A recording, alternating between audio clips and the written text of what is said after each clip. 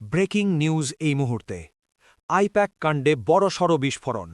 সরাসরি সুপ্রিম কোর্টে গেল পশ্চিমবঙ্গ সরকার শনিবার সকালেই সুপ্রিম কোর্টে ক্যাভিয়েট দাখিল করেছে রাজ্য সরকার এর অর্থ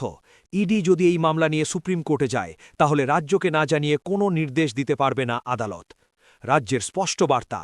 আমাদের না শুনে কোনো আদেশ নয়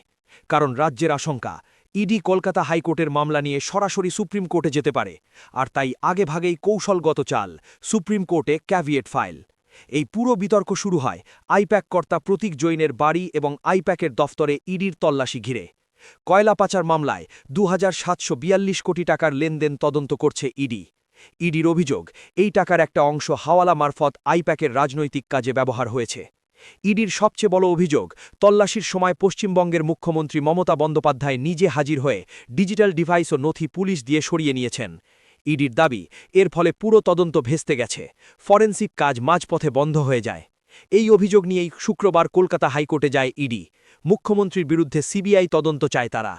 পাল্টা মামলা করে রাজ্য সরকারও কিন্তু আদালতে ভিড়ের কারণে শুনানি পিছিয়ে ১৪ই জানুয়ারি তারপরই নাটকীয় মোড় ইডি দ্রুত শুনানির চেষ্টা করে কিন্তু সেটাও ব্যর্থ হয় আর ঠিক সেই সময়েই রাজ্যের বড় চাল সুপ্রিম কোর্টে ক্যাভিয়েট এখন প্রশ্ন একটাই ইডি কি সুপ্রিম কোর্টে যাবে মুখ্যমন্ত্রীর বিরুদ্ধে তদন্ত হবে নাকি রাজ্যের এই ক্যাভিয়েট সবকিছু আটকে দেবে আইপ্যাক কাণ্ডে রাজনৈতিক যুদ্ধ এখন আইনি যুদ্ধেও পরিণত ব্রেকিং নিউজে আপডেট পেতে সঙ্গে থাকুন